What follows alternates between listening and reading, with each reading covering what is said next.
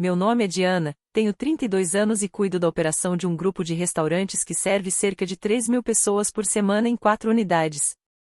Eu entendo como um pedido sai da cozinha e chega à mesa do mesmo jeito que a maioria das pessoas entende como amarrar os próprios sapatos. Então, quando meus pais me ligaram depois de 3 anos de silêncio absoluto e me chamaram para um jantar dizendo que queriam fazer as pazes, eu deveria ter feito uma pergunta simples antes de aceitar: quem, de verdade, estaria naquela mesa? Eu não fiz. Em vez disso, dirigi 40 minutos até o Belvedere, entrei pelo restaurante e encontrei 16 membros da minha família já sentados em uma mesa comprida, cheia de lagostas, steaks de wagyu e uma garrafa de Bordeaux de $400 que já estava sendo servida antes mesmo de eu estacionar o carro. Meu pai levantou o olhar da ponta da mesa, sorriu e disse a frase que eu tinha passado a vida inteira tentando conquistar: "Você vai pagar, né? Você nos deve isso." Ele achou que tinha me encurralado, mas não contava com as 2 frases que eu ia sussurrar para o garçom nem com o que o próprio cartão dele revelaria para toda a família 15 minutos depois. Mas antes de chegar nesse jantar, preciso voltar algumas semanas no tempo, antes do estacionamento cheio de carros que eu reconheci, antes dele tentar me entregar uma conta com cara de prestação de hipoteca. Eu preciso explicar quem eu era na manhã em que aquela mensagem chegou, porque era exatamente aquela versão de mim que eles ainda achavam que podiam usar. Eu não sou dona dos restaurantes, eu os gerencio. Construí minha carreira começando como garçonete lavando mesa em uma churrascaria em Knoxville aos 17 anos, ainda cheirando a óleo de fritura no ônibus escolar no dia seguinte. Fui hostes aos 19, garçonete aos 21, gerente de salão aos 24 e diretora regional de operações aos 30. Não sou rica. Tenho um apartamento simples de 2 quartos já quitado, uma previdência que nunca mexo e um único luxo: água com gás. Sempre peço isso quando saio para comer. Meu pessoal acha que é só um hábito estranho, mas não é. Quando você cresce pagando a conta de todo mundo, aprende a manter a sua pequena o suficiente para poder ir embora quando quiser. Naquela manhã eu estava no escritório revisando o contrato de fornecedor de azeite importado, um daqueles dias comuns que fazem você esquecer que nem todo mundo vive de planilhas e números. O celular vibrou e, quando olhei, senti um frio estranho no estômago. 3 anos de silêncio e ali estava, uma notificação do grupo da família, o mesmo grupo do qual eu tinha sido removida no dia em que virei a vilã da história deles. Tinham me adicionado de volta. Fiquei encarando aquilo por um minuto inteiro antes de abrir. O nome ainda era família, com o emoji de coração vermelho que minha mãe tinha escolhido anos atrás, quando o grupo servia para trocar receitas de tanques de vinho e fotos do cachorro da Brooke. Eu não via aquele coração vermelho no grupo da família há 3 anos. O histórico da conversa estava limpo. Não havia nada acima da mensagem mais recente da minha mãe, o que só podia significar 2 coisas: ou tinham apagado tudo, ou mais provável existia outro grupo paralelo onde eu nunca tinha sido incluída. A mensagem dela era cuidadosa, quase ensaiada, daquele tipo que tenta parecer espontânea, mas claramente foi revisada mentalmente várias vezes antes de ser enviada. Ela disse que ela e meu pai andavam refletindo muito e queriam me chamar para um jantar no Belvedere, como um primeiro passo para reconstruir a família. Só nós 4, ela escreveu. Ela, meu pai, eu e a Brooke. Um jantar pequeno. Um recomeço. 30 segundos depois veio outra mensagem. E essa foi a que deveria ter me feito entender tudo. Família cuida de família, querida. Está na hora de lembrarmos disso. Família cuida de família.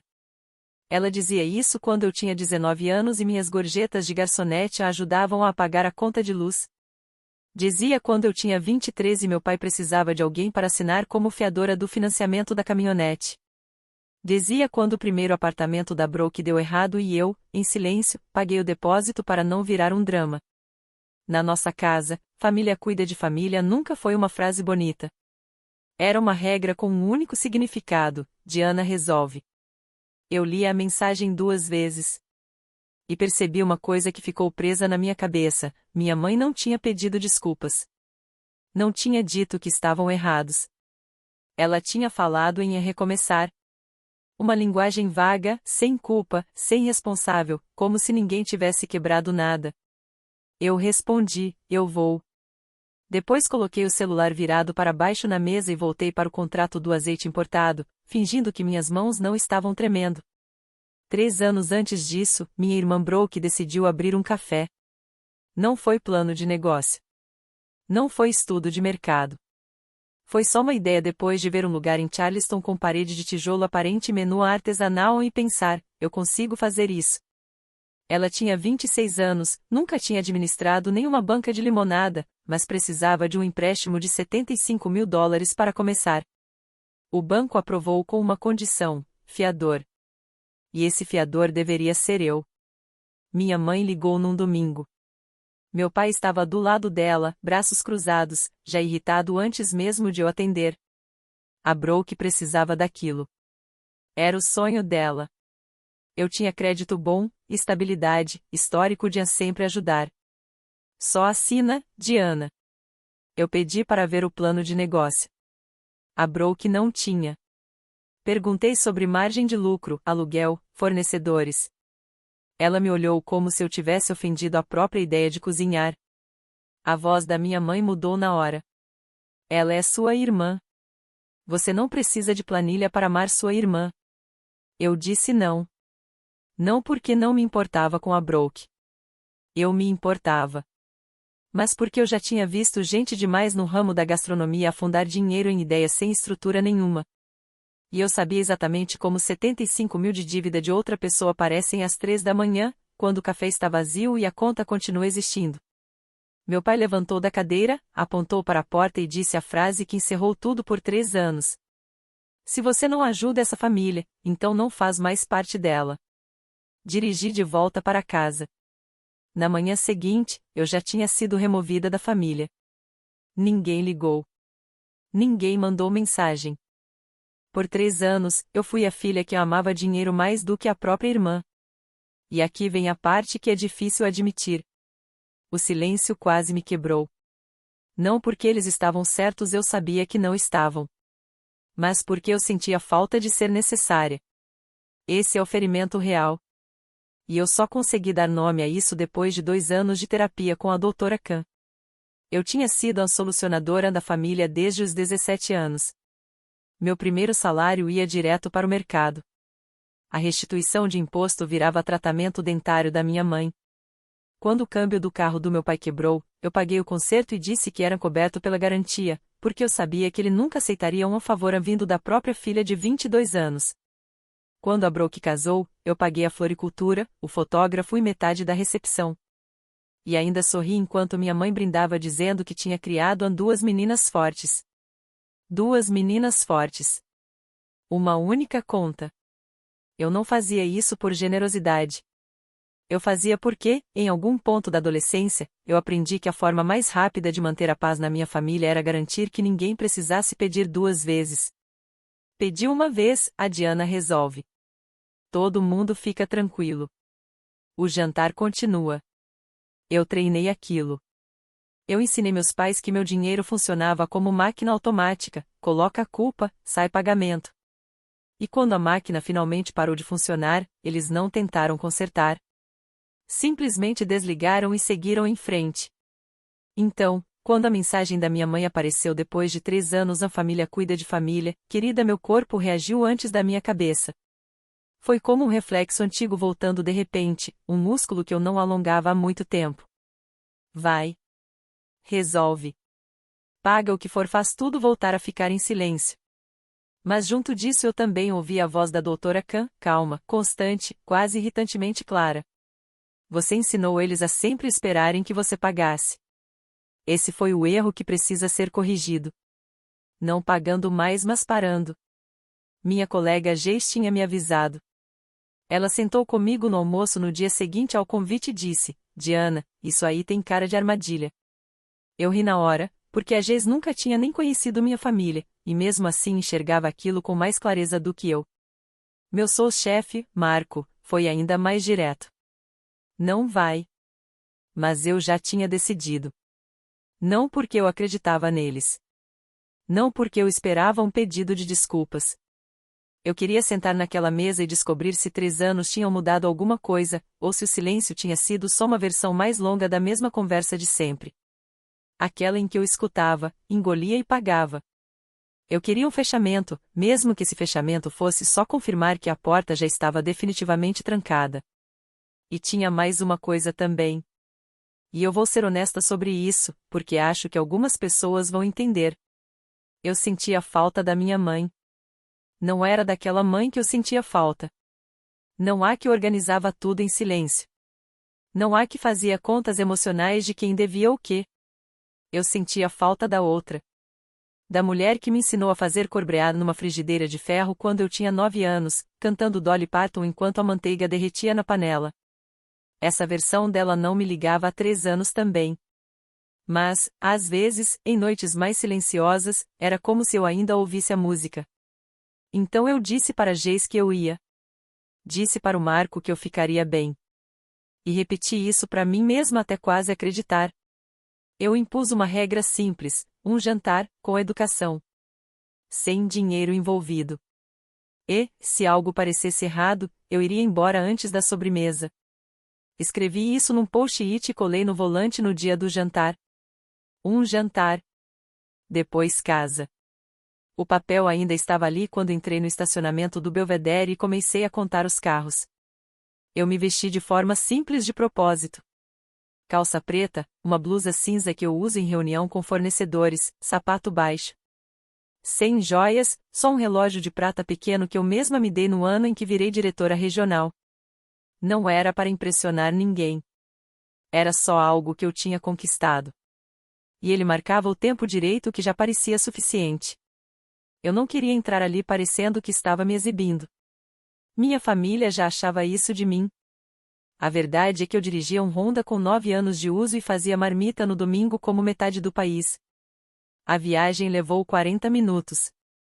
Eu não coloquei música. Mãos firmes no volante, às 10h02. Em algum ponto da estrada, meu estômago apertou daquele jeito que eu conheço bem. O mesmo tipo de sensação de quando uma câmara fria quebra numa sexta-feira à noite e eu sei que as próximas horas vão ser caos. Instinto. Meu corpo já tinha entendido algo que minha cabeça ainda estava discutindo. Cheguei a pegar a saída, quase. Mas aí lembrei do Corbread. Lembrei da voz da doutora Khan. E continuei dirigindo. O Belvedere ficava numa área mais cara da cidade, dessas onde o estacionamento parece decorado e as recepcionistas vestem preto como uniforme de cerimônia. A caminhonete do meu pai estava na terceira fileira. O sedã da minha mãe ao lado. Certo. Mas então vi o Buick branco da tia Linda. O SUV do tio Greg. O carro da Broke, com o adesivo do café que tinha fechado 11 meses depois de abrir. Mais 3 carros conhecidos. 2 que eu não reconheci. Meu estômago afundou antes mesmo de eu tocar na porta. Só nós 4, minha mãe tinha escrito. Eu contei 9 veículos. Fiquei 2 minutos sentada no carro, motor desligado, mão no volante, olhando o post-it. Um jantar. Depois casa. O mais inteligente seria dar ré e voltar. Comer uma sopa na geladeira. Fingir que nada disso tinha existido. Mas eu saí do carro. Alinhei a blusa. Tranquei a porta. E caminhei até a entrada porque eu tinha 32 anos, tinha passado 3 anos aprendendo a não fugir, e não ia começar a correr de novo no estacionamento de um restaurante numa quinta-feira à noite. As portas da frente eram de vidro pesado com puxadores de latão, aquele tipo de lugar que já te lembra, sem dizer nada, que os pratos começam em $42 antes mesmo de você abrir o cardápio. Lá dentro, o lobby cheirava a alecrim, pão quente e dinheiro. A hostes, vestida de preto, sorriu e olhou para a tela. Mayfield. Eu apenas confirmei com a cabeça. Seu grupo já está sentado, ela disse num tom treinado, aquele jeito de quem já está há tempo demais lidando com uma mesa grande e tentando não demonstrar cansaço. Eu conhecia aquela expressão. Eu mesma já tinha usado centenas de vezes. Ela pegou um cardápio. Só um. E me guiou para o fundo do salão. Eu ouvi antes de ver. Risos. Taças se tocando. A risada inconfundível da minha tia Linda atravessando o som baixo do restaurante como se nada mais importasse. Um jantar. Só isso. Depois eu vou embora. Virei a esquina. E vi a mesa. 16 cadeiras. Todas ocupadas, exceto uma no extremo oposto exatamente em frente ao meu pai. A mesa ocupava toda a área do espaço reservado. Toalha branca, talheres pesados, velas baixas em suportes de cristal, pratos que eu reconheci só de bater o olho, caldas de lagosta sobre gelo picado, sliders de vagil em níveis de serviço, uma tábua de charcutaria do tamanho de uma mesa de centro. No meio, uma garrafa que eu conhecia bem de degustações com fornecedores, um Saint Emilion Grand Cru 2016, algo em torno de $400, já pela metade. Eles estavam ali fazia tempo. E estavam comendo e bebendo como quem não pensa em amanhã. A Oshis parou na borda do espaço reservado e me lançou aquele olhar que todo profissional de restaurante reconhece sem tradução: boa sorte. Depois se inclinou um pouco e falou baixo. Seu pai deixou um cartão para garantir a reserva. A gente exige para grupos acima de 12. Eu guardei essa frase como quem arquiva um dado operacional.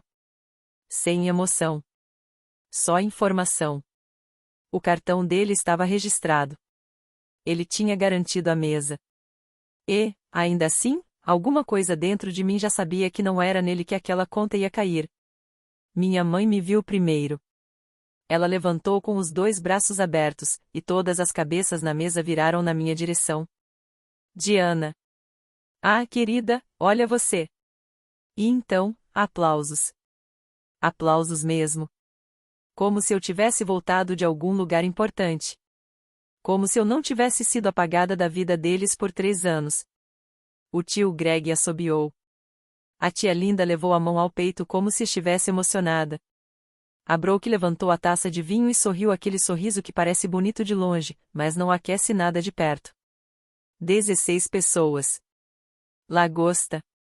Vagil. Bordô de $400. Só nós 4, minha mãe tinha escrito. Eu sentei. Porque é isso que você faz quando 16 pessoas estão olhando para você e o garçom já está enchendo seu copo antes mesmo da sua bolsa encostar no chão. Eu sentei e sorri daquele jeito automático que 15 anos trabalhando em restaurante te ensinam, o sorriso que continua funcionando mesmo quando seu cérebro já entrou em modo de alerta. Minha mãe se recostou na cadeira, satisfeita. Queríamos fazer surpresa, toda a família junta, como nos velhos tempos. Eu achei que fossem só nós 4, eu disse. Minha mãe fez um gesto leve com a mão, como se estivesse espantando algo irrelevante no ar. Ah, mas aí a Linda ficou sabendo, o Greg também, depois a sua prima Tara, e foi crescendo. Você sabe como é família. Eu sabia exatamente como a família funcionava naquela casa. Olhei ao redor. Meu pai estava na cabeceira da mesa, cortando um sliders de vagil como se fosse peru de Natal. Minha mãe estava relaxada, satisfeita, como se aquilo fosse uma reunião normal e não uma encenação cuidadosamente montada. A Brooke estava ao lado dele, uma taça de vinho numa mão e o celular na outra, rolando algo sem nem disfarçar. Tio Greg e tia Linda ocupavam o centro como pilares. Primos que eu não via desde um tanque de 25 anos atrás preenchiam o resto: Tyler, Megan, Jake, 2 esposas que eu só tinha encontrado uma vez na vida, e até a vizinha da tia Linda, alguém que eu nunca tinha visto antes, mas que, aparentemente, também estava incluída no evento. As bandejas já estavam pela metade. O vinho circulava sem pausa. Eles estavam ali há tempo suficiente para já terem passado da primeira rodada e claramente não tinham parado em nenhuma etapa de moderação. Minha mãe inclinou o corpo e apertou minha mão. Viu? Família cuida de família. Lá estava de novo. As mesmas 5 palavras, no mesmo tom doce, como se fossem carinho, mas sempre caindo exatamente no mesmo lugar. Eu apertei de volta sem dizer nada. Mas meus olhos já estavam contando. Pratos. Talheres. Movimento. Meu pai sempre foi do tipo que não pede, ele decide. Ele chamou o garçom com um gesto curto. Um garoto muito novo, com cara de quem estava sobrevivendo à base de cafeína e ansiedade. E começou a pedir sem nem olhar o cardápio. Mais lagosta. Mais 2 porções de vagil. E traz outra garrafa daquele Bordeaux. Ele fez uma pausa proposital. O Grand Cru. O bom. Disse o bom alto o suficiente para as mesas ao lado ouvirem. Depois tirou o cartão da carteira e segurou entre 2 dedos, como se fosse um truque que ele queria que todo mundo assistisse antes de acontecer. Coloca tudo nesse aqui, falou para o garçom. Hoje é comemoração. O nome no crachá era Nathan. Ele anotou rápido, assentiu, e praticamente desapareceu em direção à cozinha com aquela expressão universal de quem já está mentalmente pedindo um intervalo. Meu pai guardou o cartão de volta com um tapinha satisfeito, como quem recompensa um cachorro que fez o que foi mandado. E alguma coisa ali não fechava. Eu cresci vendo ele discutir por causa de um escapamento barato. Já ouvi devolver camisa em promoção porque faltou um adesivo de desconto. Raymond Mayfield não pedia vinho de $400. Não levantava cartão como se fosse troféu. Aquilo não era hábito. Era encenação. E tinha um alvo. Olha como a gente está bem, Diana. Olha como a gente não precisa mais de você. Só que o carro lá fora era o mesmo caminhonete de 5 anos atrás, com o amassado na lateral que ele nunca consertou. E a bolsa da minha mãe, a mesma Colt velha da época do ensino médio, com a alça rachada presa por um alfinete de segurança. Eles estavam encenando. Eu só ainda não sabia qual era o preço do ingresso. As primeiras pequenas alfinetadas vieram depois da segunda garrafa. A tia Linda se inclinou por cima do tio Greg e soltou. Deve ser ótimo comandar esses restaurantes chiques enquanto o resto da gente fica cortando cupom. Ela riu ao dizer, daquele jeito de quem quer que você saiba que não é brincadeira nenhuma. A Megan, minha prima, perguntou se eu não me sentia culpada por estar tão bem enquanto meus pais passavam por uma fase difícil. Fase difícil. Ninguém tinha me mencionado uma fase difícil. A Brooke, sem tirar os olhos do celular, completou. Ela não sabe. Ela nem aparece mais. Cada frase caía com uma precisão estranha, não exatamente decorada, mas alinhada, como um coral que chega na mesma nota sem maestro. Eles já tinham conversado sobre mim. Sobre minha ausência. Sobre o meu dinheiro. Sobre a minha vida. E tinham chegado naquela noite com uma narrativa pronta. Diana foi embora. Diana tem demais. Diana deve. A tia Linda então fez o que parecia ser um resumo oficial. Ela estendeu a mão por cima da mesa, segurou a minha como se estivesse me consolando num velório e disse: Família não faz conta, querida. Eu quase ri. Família não faz conta? Vindo da mesma mulher que parou de falar com a própria nora por 6 meses por causa da posição na mesa de um tanque de vinho. Mas eu não ri. Só puxei minha mão com calma e peguei meu copo. Água com gás. A única coisa na minha frente. A única coisa que eu tinha pedido. O contraste era quase absurdo. 16 pessoas mergulhadas em lagosta e Bordeaux, e eu com um San Pellegrino no fim da mesa, como motorista da rodada em festa de despedida de solteiro. Nathan, o garçom mais novo, passou atrás de mim e eu fiz um leve contato visual com ele. Só água hoje? Ele perguntou baixo. Só água, respondi. Ele assentiu como se entendesse algo que eu não tinha dito. E talvez entendesse mesmo. Nathan tinha uns 19, 20 anos no máximo, magro daquele jeito típico de quem trabalha em restaurante antes de aprender a comer entre os turnos. Ele se movia rápido, mas com cuidado, como todo garçom novo em mesa grande, aquela mistura de pressa e medo de errar que você só aprende na prática. Eu reconheci tudo nele porque já tinha sido ele. 17 anos, 2 mesas ao mesmo tempo, aprendendo que quem estala os dedos quase nunca é quem deixa a gorjeta decente. E ele estava segurando aquela mesa de 16 pessoas praticamente sozinho. Quase sozinho. Um auxiliar aparecia de vez em quando para tirar pratos, mas era o Nathan que lidava com tudo, pedidos, reposições, ou a mais uma manteiga aqui, da tia Linda repetido 3 vezes em 20 minutos. E mesmo assim, ele não reclamava. Não suspirava. Só voltava, servia, anotava, corria. Ele encheu meu copo de água com gás sem eu pedir. E quando colocou o copo de volta na mesa, percebeu que eu estava olhando demais para aquela cena toda. Olhar que eu provavelmente não escondi tão bem quanto deveria. Ele falou baixo, sem nem olhar direito. Noite longa? Eu quase contei a verdade. Mas só respondi. Você tá mandando bem. Ele piscou, surpreso, como se não estivesse acostumado a clientes falarem aquilo. Em seguida, endireitou um pouco as costas, como se tivesse crescido uns 2 centímetros, e foi cuidar da reposição do tio Greg. Eu acompanhei ele indo embora e pensei na versão de mim mesma que carregava 4 pratos no antebraço e chorava no freezer de madrugada quando o turno apertava. Aquela menina não fazia ideia de que um dia estaria do outro lado de uma mesa como aquela. Sentada na frente da própria família. A família que tinha me transformado em solução e caixa eletrônico ao mesmo tempo. E sendo empurrada, sem ninguém pedir diretamente, a pagar mais uma conta emocional. Mas ela entenderia o que eu estava prestes a fazer. Ela entenderia perfeitamente. Eu me levantei e fui ao banheiro por volta dos 40 minutos de jantar. Eu precisava de 2 minutos sem a tia Linda e sem ninguém tentando preencher o silêncio por mim. Um lugar que eu pudesse trancar. O banheiro do Belvedere era daquele tipo caro, com toalhas de pano, sabonete de lavanda e um espelho inteiro que te devolve uma versão um pouco mais arrumada do que você realmente está sentindo, o que é quase cruel, considerando que eu estava com a sensação de estar digerindo vidro. Abri a torneira. Água fria nos pulsos, aquele reflexo automático de quem precisa fazer o coração acompanhar o cérebro.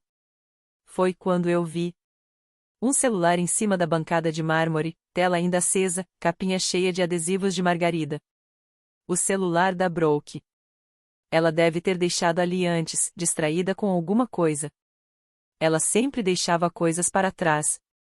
Isso, pelo menos, era algo que a gente tinha em comum. Eu não ia olhar. Quero deixar isso claro. Mas a tela estava brilhante demais. E a notificação no topo era de um grupo que eu nunca tinha visto na vida.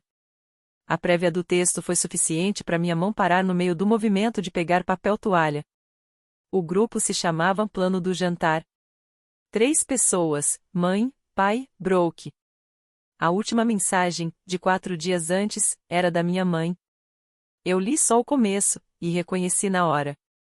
Não conta pra Diana que vão todos. Ela não vai ter coragem. A notificação cortava o resto. Meu pulso estava normal. Minhas mãos estavam secas. Eu peguei o celular como quem confere uma fatura de fornecedor que não fecha. Não com raiva. Não com choque. Só conferindo. Como quem já sabe o resultado, mas precisa ver o número por extenso. Abri a conversa. A mensagem completa dizia: não conta pra Diana que vão todos.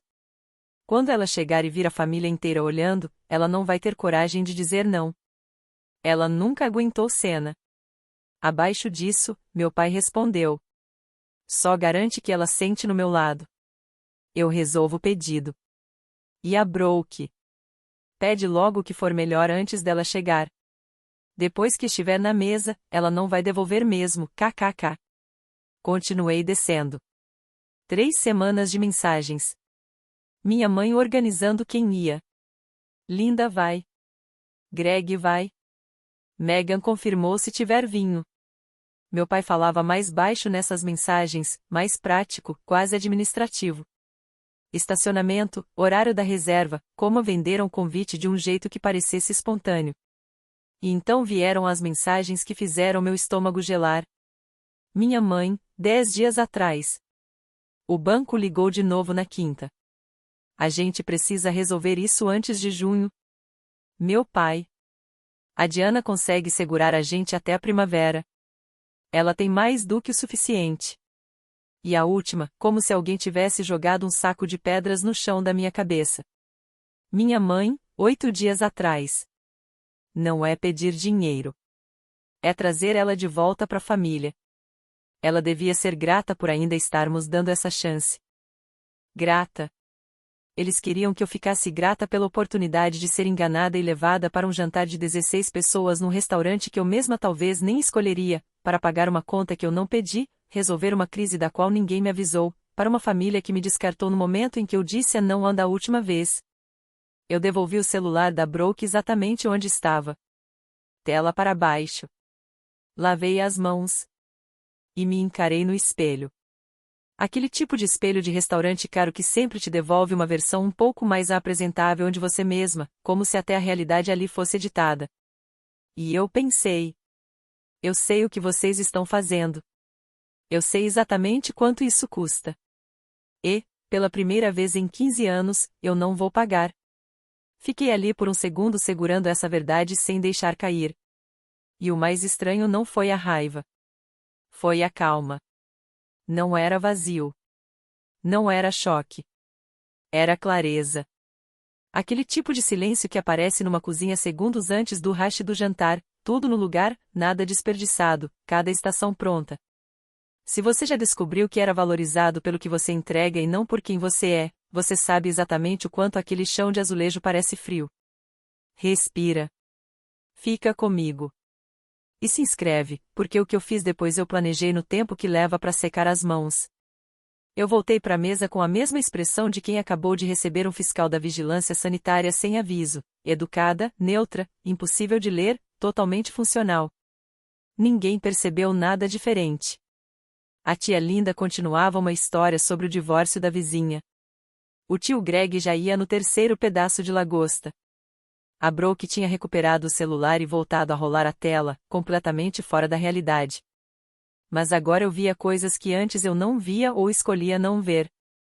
Minha mãe lançava pequenos olhares para a carteira do meu pai em cima da mesa, rápidos, quase automáticos, como se estivesse conferindo um cronômetro.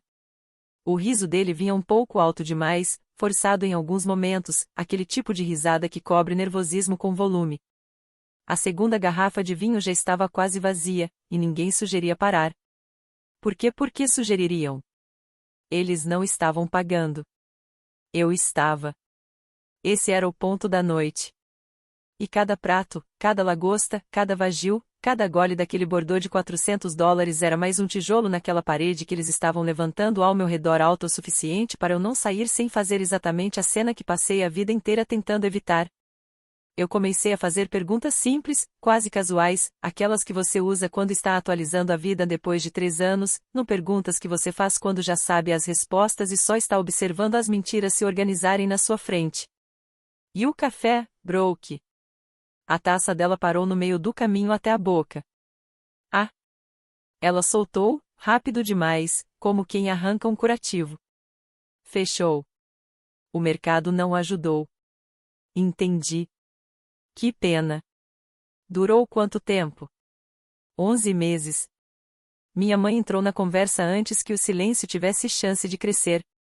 A Brooke está avaliando outras possibilidades. Ela tem muitos talentos. Eu assenti, sem comentar. Depois virei para o meu pai. E a construção, pai? Ainda pegando projetos comerciais? O maxilar dele travou por meio segundo. Um detalhe pequeno, mas que eu já conhecia desde antes de dirigir. Estamos entre obras agora. Economia está difícil. Você sabe como é? Eu sabia como era. Eu sabia porque tinha lido. O banco ligou de novo na quinta no celular da minha mãe 10 minutos antes. Porque o amassado na caminhonete dele ainda estava lá, como uma assinatura. Porque o mesmo homem que tinha pedido lagosta em dobro e aberto uma garrafa de $400 estava sentado na minha frente fingindo estabilidade como ator de peça amadora alto, confiante, e completamente fora de tom para qualquer pessoa que já viu a realidade de perto. Eu só assenti e deixei eles continuarem. Tem uma coisa que acontece quando sua família acha que você é um banco, aí eles te contam tudo. Falaram da reforma da cozinha que ficou para depois, da viagem que cancelaram, de como está apertado, mas a gente se vira. Cada frase era uma janela aberta de uma casa em chamas e eles, todos ali, no jardim, fingindo que a fumaça era churrasco. E aí começou a pressão, do jeito que sempre começa na minha família, não com uma pergunta direta, mas com uma corrente. Comentários soltos que empurram todos na mesma direção, leves o suficiente para negar, coordenados o bastante para encurralar. A tia Linda suspirou. Deve ser tão gratificante se dar bem assim na vida, alguns de nós não têm tanta sorte. O Tyler, que eu não via desde a época do Obama, completou. É, Diana, você realmente se deu bem. Isso é incrível. Até o tio Greg, que normalmente só fala por metáforas de esporte, conseguiu soltar. Você fez um home run aí, garota. Cada elogio era um tijolo. E cada tijolo apontava na mesma direção. Você tem dinheiro. A gente sabe. E a gente quer que você lembre disso na frente de todo mundo. Minha mãe coordenava tudo do centro da mesa, como uma maestrina que já decorou a partitura inteira. Um aceno para a tia Linda. Um sorriso para o Tyler. Uma mão leve no braço do meu pai quando ele parecia querer falar cedo demais. Ela sempre foi boa nisso. Eu costumava achar que minha mãe era só uma pessoa calorosa que gostava de receber gente. Agora eu entendia. Ela não era só uma mãe calorosa que gostava de receber gente. Ela era uma gerente de projetos com 20 anos de experiência, e o principal entregável dela estava sentado no fim da mesa, bebendo água com gás.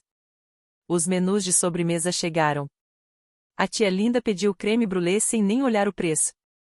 A Brooke escolheu o soufflé de chocolate, que exigia pelo menos 20 minutos de preparo, ou seja, ela já tinha pedido aquilo antes mesmo de eu sentar. Claro que tinha. Eles estavam gastando como quem estoura limite de cartão quando outra pessoa vai pagar. Sem teto, sem freio, sem nem encostar no lado direito do menu onde ficam os valores. Minha água com gás já estava só no gelo. E foi a Brooke quem quebrou o clima. Ela já tinha bebido 3 taças do Bordeaux. O suficiente para desgastar qualquer filtro entre o cérebro e a boca que, no caso dela, nunca foi lá essas coisas. Ela se inclinou sobre a mesa, taça na mão, sorrindo como se estivesse dividindo uma piada comigo. Relaxa, mana. É só um jantar. Você pode pagar. Eu encostei o copo na mesa. Pagar o quê? Isso aqui. Ela fez um gesto amplo, varrendo a mesa inteira. As bandejas, o vinho, os 16 lugares, o creme brulee e o soufflé que já estavam sendo preparados por uma cozinha que não fazia ideia de que estava participando de um golpe. A gente pediu o bom porque você tá pagando. Ela falou como se fosse a coisa mais natural do mundo. Porque você tá pagando. Como se isso tivesse sido decidido numa reunião da qual eu não participei, o que, claramente, tinha sido. A mesa ficou em silêncio por uns 3 segundos. Não parece muito, até você estar dentro dele. Minha mãe lançou um olhar para Brooke que dizia cedo demais. A Brooke deu de ombros, como quem derruba um vaso e não pretende pegar. O tio Greg ficou olhando fixamente pro prato de lagosta. A tia Linda, de repente, achou o guardanapo extremamente interessante. Meu pai pigarreou. O silêncio durou o suficiente para Nathan aparecer com uma nova garrafa de água com gás e colocar ao lado do meu copo e para eu entender 2 coisas ao mesmo tempo. Primeiro, o Nathan era a única pessoa naquela mesa que tinha me servido algo sem esperar nada em troca. E segundo, a Brooke tinha acabado de confirmar em voz alta o que todo mundo ali já sabia. Eu era o alvo. Aquele jantar inteiro era um esquema. E cada lagosta na mesa era prova. O que aconteceu depois foi quase um acidente e eu até teria pena da minha prima Megan se aquilo não tivesse caído exatamente onde caiu. Ela estava tentando puxar conversa, acho que de verdade, porque a Megan era a única pessoa da família que tinha me mandado uma mensagem no meu aniversário durante o 2º ano de silêncio. Eu estou pensando em você em que eu nunca respondi e ainda carregava como culpa. Então, Diana, sua mãe falou que você teve uma promoção grande. Agora você cuida de vários restaurantes, né? Eu simplifiquei. Diretora regional de operações. 4 unidades. Ela assentiu, impressionada. Uau, então você cuida de tudo? Funcionários, fornecedores, compliance, finanças. Tudo. Do recebimento até o fechamento da conta. Eu falei como eu falaria numa reunião, direto, sem enfeite, só fato. Mas a palavra financeiro caiu naquela mesa como pedra atravessando o vidro. A tia Linda parou com o garfo no ar. O tio Greg levantou o olhar do prato pela primeira vez em uns 10 minutos. O dedo da Brooke, que ainda estava no celular, travou no meio do scroll. Até meu pai mudou de posição na cadeira, como se estivesse recalculando alguma coisa em tempo real. Eles sabiam que eu tinha sucesso. Tinham construído a noite inteira em cima da ideia de que eu tinha sucesso suficiente para pagar. Mas ouvir isso de forma concreta, a função, a responsabilidade, o alcance do que eu realmente fazia era diferente de só imaginar. Eles tinham me colocado na categoria de a ex-garçonete que deu sorte. Não tinham imaginado alguém que lê um relatório financeiro mais rápido do que lê um cardápio, que gerencia contratos de fornecedores maiores do que a casa deles, que sabe exatamente, centavo por centavo, quanto custam 16 lagostas e 2 garrafas de Bordeaux Grand Cru antes mesmo da conta existir. Dava para sentir a mesa mudando. Como pressão do ar antes de chuva. Ainda não tinha virado o jogo, mas algo tinha afrouxado.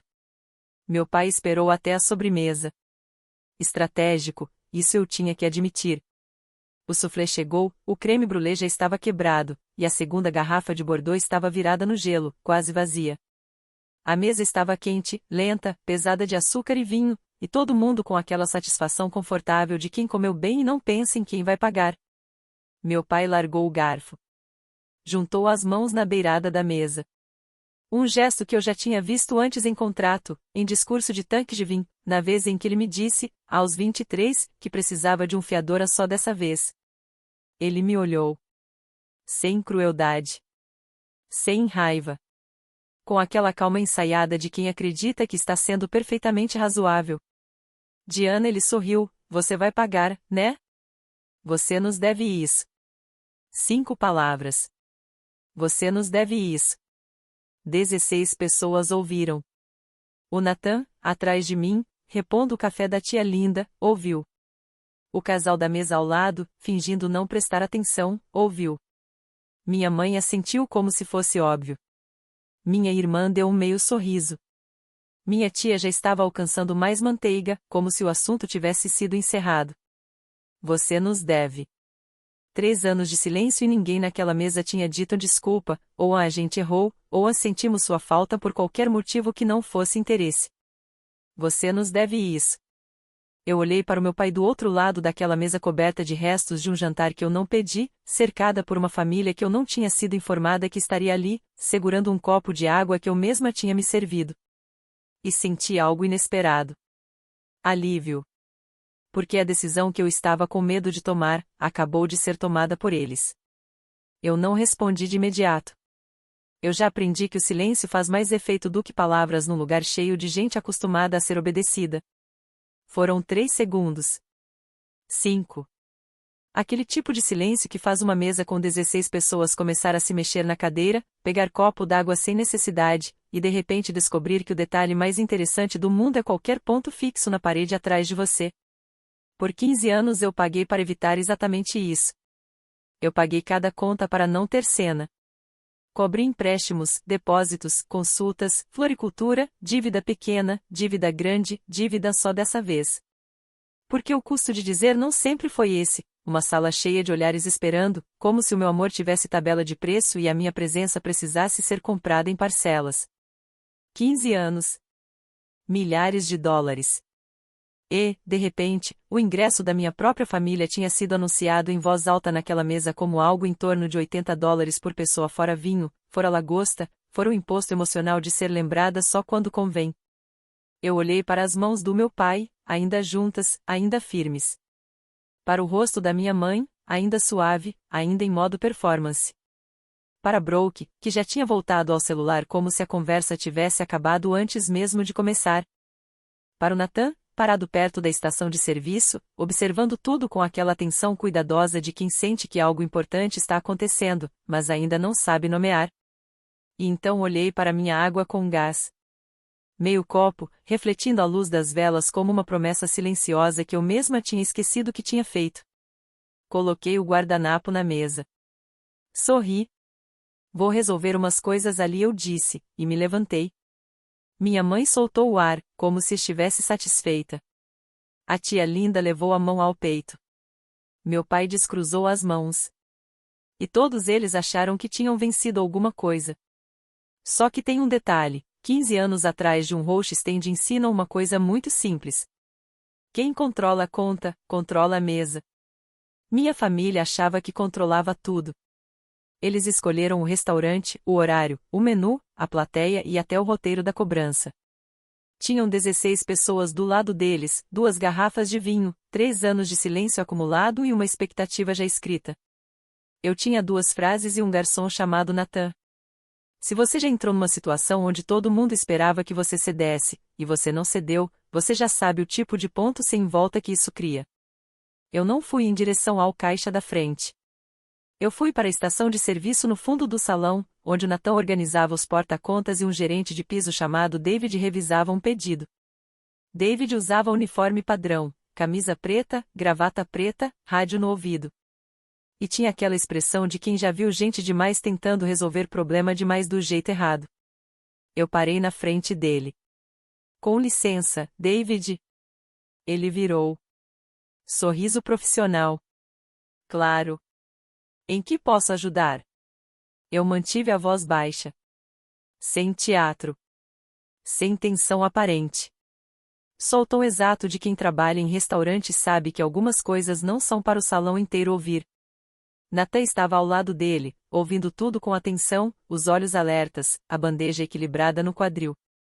Os dois me olharam daquele jeito que gente de restaurante olha quando alguém começa a falar a mesma língua, atenção imediata, precisa, sem desperdício de interpretação. Eu disse 2 frases. Eu não sou a responsável pela mesa e não vou pagar essa conta hoje. Por favor, leve a conta completa para o senhor na cabeceira, o cartão dele já está registrado na reserva. David piscou uma vez. Olhou para o Nathan. Depois voltou para mim. E a segunda coisa? Ele perguntou. Separe só a minha água com gás numa conta individual e acrescente 30% para a equipe. Eles merecem hoje. Os olhos do Nathan se arregalaram um pouco. David me encarou por uns 3 segundos inteiros, lendo a situação do jeito que um bom gerente de salão lê qualquer coisa, rápido, completo, sem julgamento. Então ele assentiu. Feito. Sem discussão. Sem hesitação. Sem aquele tem certeza, senhora? Porque o David já estava tempo suficiente naquele ambiente para reconhecer quando alguém estava reposicionando uma mesa inteira, e o Nathan já tinha observado aquela mesa tempo suficiente para entender por que aquilo precisava acontecer. Eu paguei ali mesmo. Uma água com gás, 2 reposições e uma gorjeta de 30% que provavelmente seria maior que o Nathan receberia naquele mês. David passou meu cartão, me entregou o recibo e falou baixo. Vou levar a conta da mesa em uns 10 minutos, quando a sobremesa terminar. Perfeito. Voltei para a mesa, sentei, peguei minha água e tomei um gole devagar. A Brooke estava discutindo com o Tyler sobre um reality show. A tia Linda reclamava do preço de uma cerca no jardim. O tio Greg contava uma história de pescaria sem fim. Minha mãe me observava com aquela atenção calculada de quem acredita que tudo já está resolvido. Meu pai estava recostado na cadeira, braços cruzados, satisfeito. 16 pessoas comendo sobremesa, terminando a última garrafa de Bordeaux de $400, esperando uma conta que acreditavam já estar paga. Eu coloquei o copo na mesa e fiquei com eles naquele silêncio cheio de ignorância confortável. Foram os 10 minutos mais calmos da noite. Eles ainda não sabiam, mas o jantar tinha acabado no momento em que a resposta foi dada, só que numa linguagem que ninguém ali tinha aprendido a ler. E enquanto minha família falava de coisas pequenas, eu só observava. A tia Linda reclamava de mulch caro. O tio Greg contava uma história de pesca sem final. A Brooke tirava selfie com o resto de sobremesa. Minha mãe ria de algo que a Megan disse, uma risada real, que apertava os olhos, e por 3 segundos fazia ela parecer a mulher que cantava Dolly Parton na cozinha. Eu quase senti alguma coisa. Quase. Mas então eu olhei para o meu pai, mexendo no celular por baixo da mesa com aquela mandíbula travada de quem espera uma mensagem que não quer receber. E lembrei do que eu tinha visto no celular da Brooke. Diana pode segurar a gente até a primavera. Ela tem mais do que suficiente. Minha água com gás pegou de novo a luz das velas.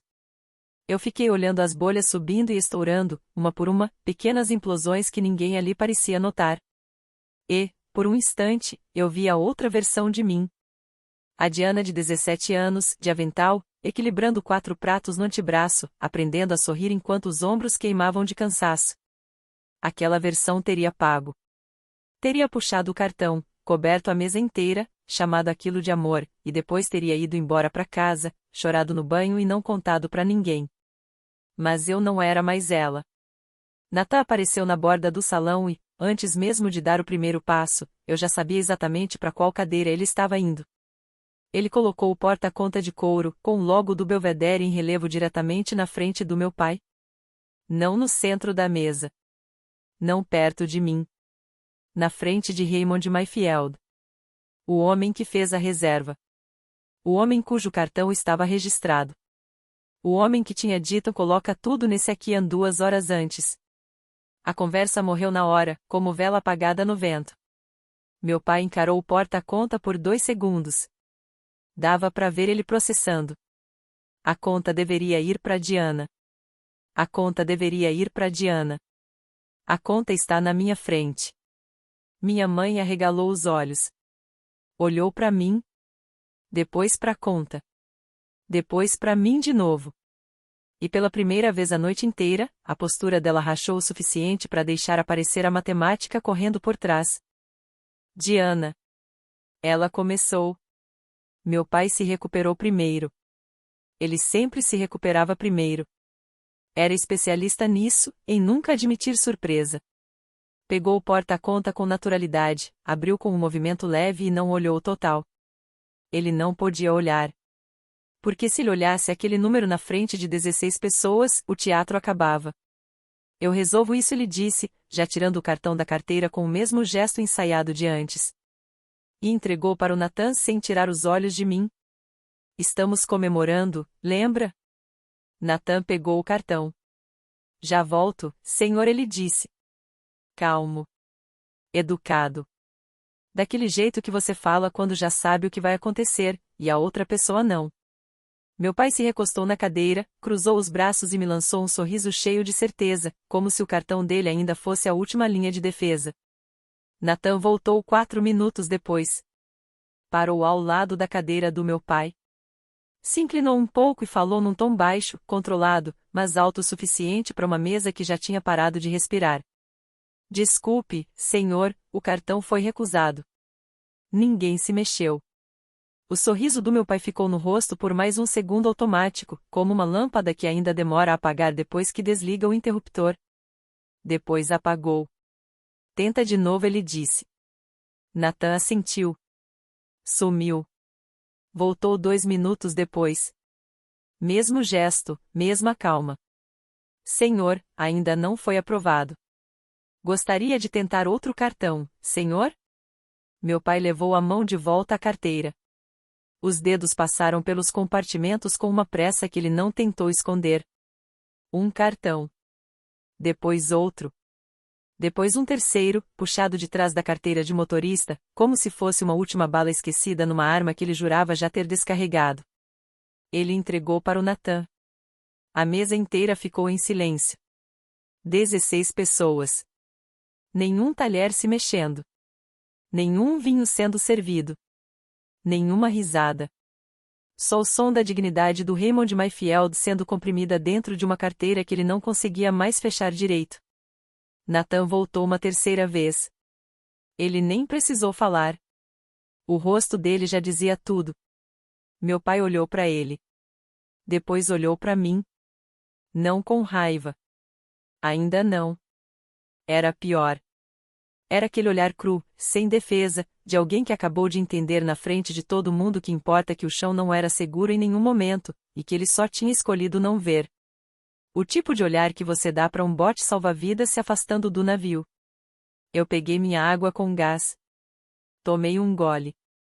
Coloquei de volta na mesa. Eu não te devo nada. Nunca te devo. A cadeira dele raspou no chão de madeira com um som seco, quase como papel rasgando. Diana. A voz dele veio baixa, controlada, mas já quebrando nas bordas. O que você fez? Eu não fiz nada, pai. Seu cartão foi recusado.